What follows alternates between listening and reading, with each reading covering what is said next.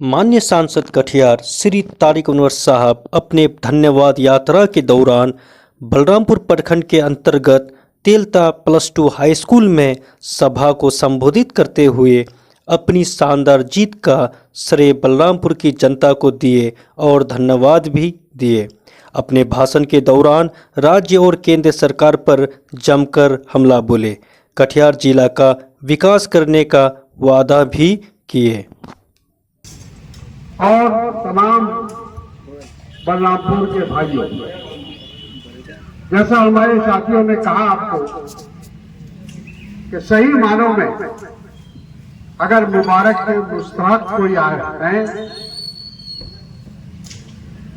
जो बधाई के पात्र हैं, वो बलरामपुर की जनता है, बलरामपुर के लोग। आप लोगों के अथक प्रयास से, आपका स्नेह, आपका प्यार, आपका आशीर्वाद, आपकी दुआएं अगर नहीं मिलती तो शायद ये कामयाबी नहीं होती, ये सफलता नहीं होती। तो इस सफलता के लिए अगर सबसे ज्यादा भूरी भूरी प्रशंसा अगर किसी की करनी हो तो वो बलरामपुर की जनता का करना है, यहाँ के मतदाताओं को करना चाहिए। ये चुनाव बहुत महत्वपूर्ण चुनाव था। जो देश की परिस्थिति थी उससे आप सब लोग अवगत थे। देश तानाशाही की ओर जा रहा था, देश में लोकतंत्र खतरे में था, हमारा संविधान खतरे में था और इस बात को देश के लोगों ने समझा और इसलिए उनको ये महसूस हुआ कि विपक्ष को इतना मजबूत किया जाए कि वो जो सत्ता पक्ष है, जो बेलगाम हो रहा है, उसको लगाम देने की आवश्यकता है। और इसीलिए पूरे हिंदुस्तान में सारे देश के लोगों ने एक मजबूत विपक्ष तैयार करने का काम किया है, जो लोकतंत्र के लिए बहुत जरूरी है, लोकतंत्र की रक्षा के लिए जरूरी है। और हम आप सबके, पूरे देशवासियों के हम एहसानमंद हैं कि जिन्होंने देश को बचाने का काम किया, देश से जो लोकतंत्र खत्म होने जा रहा था उसको बचाने का काम किया। जो बाबा साहब अम्बेडकर द्वारा बनाया गया संविधान था उस पर हमला हो रहा था, उसको खत्म करने की कोशिश थी, षड्यंत्र था, उसको भी देश की जनता ने रोका है।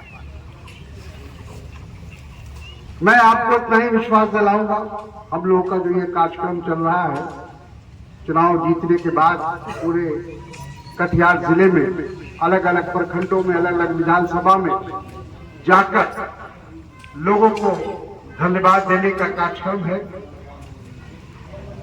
और सही मानों में धन्यवाद आवश्यक है, क्योंकि जो देश का माहौल था, जो धार्मिक मजहबी बुनियाद पर लोग चुनाव चाहते थे, जो धार्मिक उन्माद पैदा करके चुनाव जीतने की कोशिश कर रहे थे, उन सबको देश की जनता ने और विशेष रूप से कटिहार की जनता ने उनको नकार दिया।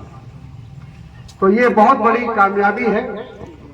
आप लोगों ने मुझ पर एक बार फिर से, ये छठा अवसर है कि मुझको कटिहार संसदीय क्षेत्र के विकास की जिम्मेदारी आप लोगों ने दी है। मैं आज आप सबको यही विश्वास दिलाना चाहूंगा, यकीन दिलाना चाहूंगा कि जो जिम्मेदारी आपने मेरे कांधे पर सौंपी है, मैं उस जिम्मेदारी को पूरी ईमानदारी के साथ और पूरी निष्ठा के साथ निभाने की कोशिश करूंगा। जो उम्मीदें आपने हमसे लगाई हैं, जो आशाएं हमसे आपने जोड़ी हैं, हम उनको कभी निराश होने नहीं देंगे। हमारी कोशिश रहेगी कि कटिहार का विकास की गति आगे बढ़े। आज कटिहार बहुत पिछड़ा हुआ है। कटिहार बाढ़ से, कटाव से बहुत जो लोग बेघर हो गए हैं कटाव की वजह से, उनके बसाने की समस्या है। और उसके अलावा एक समय था जब कटिहार के अंदर, कटिहार शहर में खास तौर पर काफी छोटे छोटे उद्योग थे, बड़े कारखाने भी थे, जूट मिल था, धोलो जूट मिल था, लोगों को रोजगार मिलता था।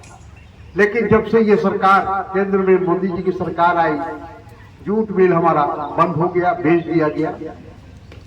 और उसी तरह से छोटे छोटे कारखाने भी यहाँ से निकल कर कहीं दूसरे राज्यों में चले गए, क्योंकि यहाँ की परिस्थिति अच्छी नहीं थी, कानून व्यवस्था अच्छी नहीं थी, तो मजबूरी की हालत में लोग यहाँ से चले गए। आज उस कारण से पूरे कटिहार जिले से, गांव से, देहात से, शहर से, सब जगह से जो हमारे नौजवान हैं, पढ़े लिखे नौजवान भी और अनपढ़ भी, छोटे किसान भी, वो सारे लोग आज अपने रोटी रोजी की तलाश में, अपने बच्चों की परवरिश करने के लिए, उनका पेट भरने के लिए, उनको अलग अलग राज्यों में जाकर मजदूरी करनी पड़ रही है, मेहनत और मशक्कत करनी पड़ रही है। तो इसलिए है कि जो बिहार की सरकार है उसने इस पर कभी ध्यान नहीं दिया।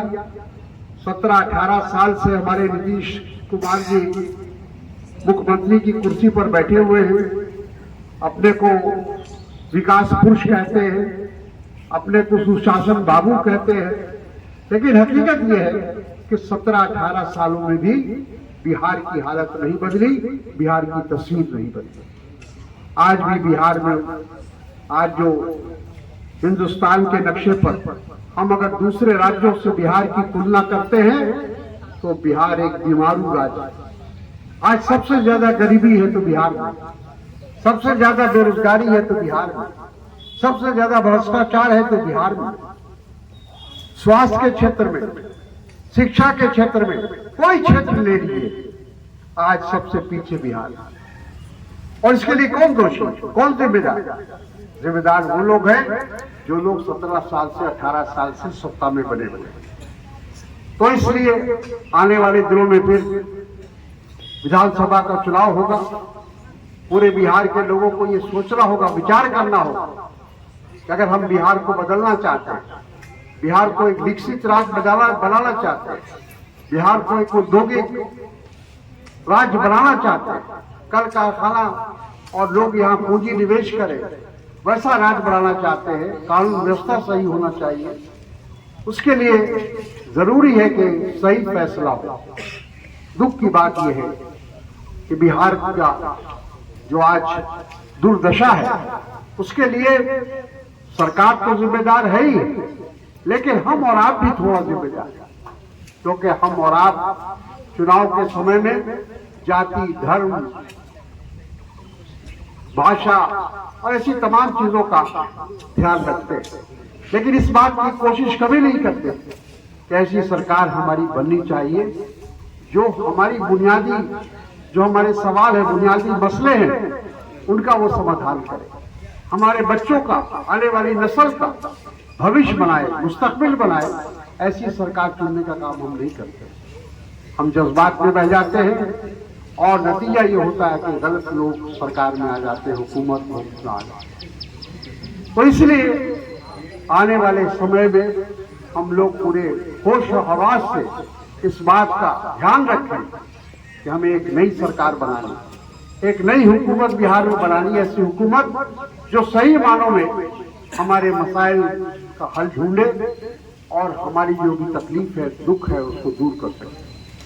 यहाँ आने के बाद मुझे मांग पत्र मिला है, उसमें रेल से संबंधित समस्याएं हैं, इंटरसिटी के बारे में भी है, कई समस्या है, रेल